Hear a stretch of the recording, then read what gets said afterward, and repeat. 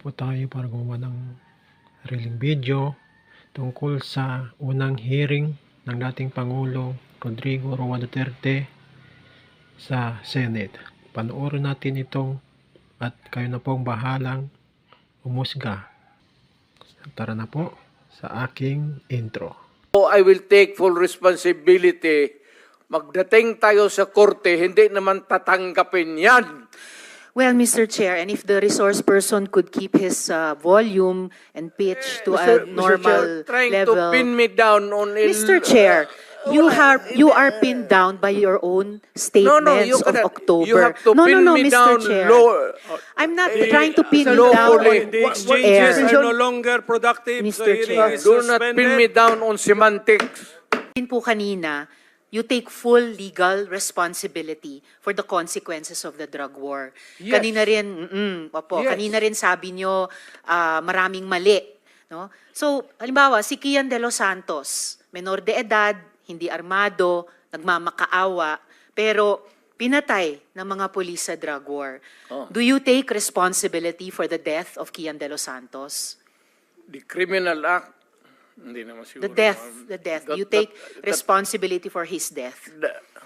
Walang maniwala na abogado sa akin yan. That Hindi would po, be sir. a long shot. Hindi po abogado. Nandito pa lang tayo I sa was Senado, hindi sa referring Korte. to the policy na ginawa ko para sa mga pulis. Yes, Sabi sir. At ko, nagbunga for that, yung I polisiya. take full responsibility Yes, for and that. what about yung bunga ng polisiya na libo-libong namatay kasama si Kian de los Santos? Do you also take full responsibility for that? Because in October 2020, na-quote po kayo na sinabi nyo, if there's killing there, I'm saying I'm the one. You can hold me responsible for anything, any death that has occurred in the execution of the drug war. Nung October ulit, October 21, nung 2021 naman, in a Reuters interview, kinwote kayo na sinabing, if there is any person who is going to prison, it would be me. I assume full responsibility. So, do you assume responsibility for the death of Kian de los Santos, Mr. No. Chair? No. How about si Carl Alam mo, Anthony ma'am, Nunez? before you rumble on those many things, No, I'm not rambling, Mr. Chair. Very specific yung mga tanong ko. the specific ang law, guilt is personal. Tanong ka muna ng abogado. Okay lang po. Kayang-kaya kong magtanong sa abogado. Sige, tanong ka itanong muna ko ngayon po. before we proceed. No. Hindi tayo I magkakaintindihan have prepared dito. these questions with my Guilt legislative is staff. personal. Yes, it's very personal. Hindi So, mo pwedeng ipasa sa iba yan. no, hindi po ito pagpasa. Ah, kaya nga. Iniimbestiga po ng Blue Ribbon yung war on drugs at yung naging bunga na extrajudicial killings dyan.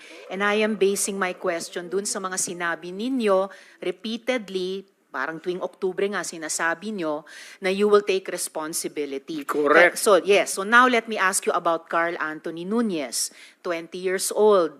Walang nahanap na droga o baril sa katawan niya. Sabi nga ng investigador, mistaken identity. Do you take responsibility for his death? You know, ma'am, can I ask for a recess of just a It's few all right, minutes? Mr. Chair. Yes. Hearing is suspended.